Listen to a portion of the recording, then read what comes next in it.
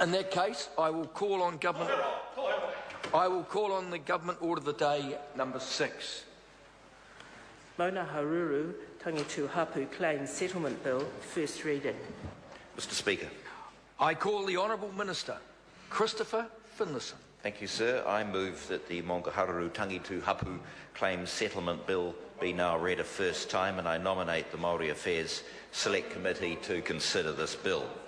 Mr. Speaker, there's a well-known saying associated with these hapu, ka tuwhera a Maungaharuru ka kati a Tangitu, ka tuwhera a Tangitu ka kati a Maungaharuru.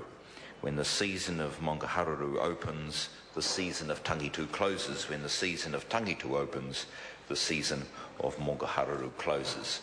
It's a proverb which describes the enduring relationship between these hapu and their rohe and their status as tangata whenua and kaitiaki of the natural resources of their area. Mr. Speaker, this bill is the culmination of several years' work on the part of the hapu involved and represented in the gallery today, and it's intended to settle all remaining historical Treaty of Waitangi claims of the Maungaharuru-Tangitu hapu. The negotiations, as one would expect, have been hard fought and have included some tough conversations at times, but resolution has been reached, the deed of settlement signed, and the hapu, I'm sure, can look forward to a better future. I want to begin by acknowledging the hard work, the commitment and the perseverance on the part of the hapu negotiators, especially Bevan Taylor and Tanya Hopmans, and the support provided to Bevan and Tanya by Hetia Hiha, Frederetti and many others at Tangoio Marae. I acknowledge those who have passed on without having seen the fruits of their labours, as sadly so often happens in treaty settlement negotiations. Most importantly, I acknowledge the Waitangi Tribunal claimants who have carried the claims of their tipuna and those who have suffered because of actions or omissions of the Crown.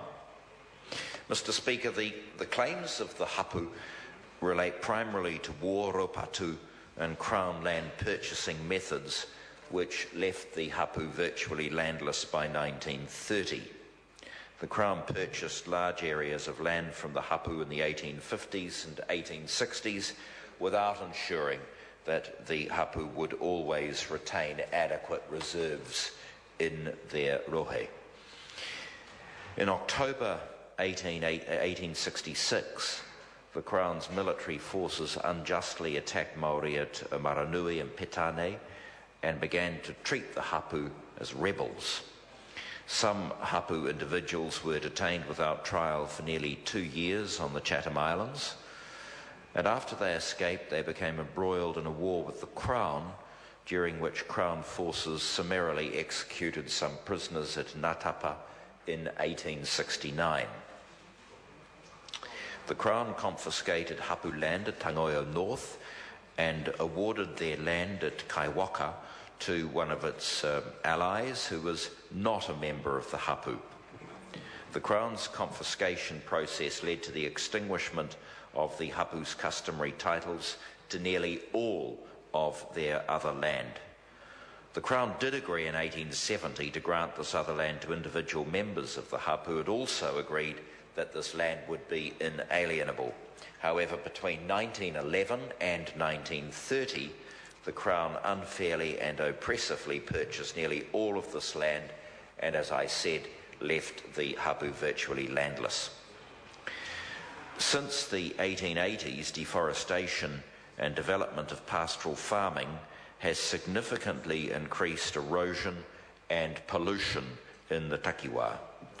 The health of Lake Tutira has dramatically deteriorated, and the hapu have lost significant fisheries both here and along the coastline. Over the years, many hapu family lines died out due to infectious diseases and diseases of poverty, such as typhoid and tuberculosis. Although living conditions in Crown Health Services have improved since 1945, there continues to be a substantial disparity between the health of hapu members and other New Zealanders. Mr. Speaker, the Crown failed actively to protect the Hapu from the degradations of war, the alienation of their land, and the effect of native land laws. The Hapu were not able to retain their land, maintain it economically, or prevent its deterioration. Their health has suffered from the effects of poverty and disease. So today, we begin to address the grievances of the past and move with these Hapu into the future. I want to acknowledge the newly established governance entity, and I certainly wish the trustees well in their representation of the iwi now and in the post-settlement era. And I'm sure they're going to take up their new challenge with great enthusiasm. Mr. Speaker, this settlement is the basis of a new relationship between the people of the Maungaharuru-Tangitu Hapu and the Crown, based on mutual trust, cooperation and respect for the principles of the treaty. And I'm very much looking forward to Mr. Henare and his team at the Māori Affairs Select Committee dealing with this bill and returning it to the House. There are 3 bills which are debated today, and he has the Te Tauihu Claims Settlement Bill as well to deal with, so it's a very busy committee, but they're fine members of Parliament who work together well for the benefit of all iwi, and I'm sure that in his customary exemplary manner, Mr. Henare will ensure that this bill is progressed through the Select Committee and returned to the House very quickly. I commend the bill to the House. The question is that the motion be agreed to. Mr. Speaker.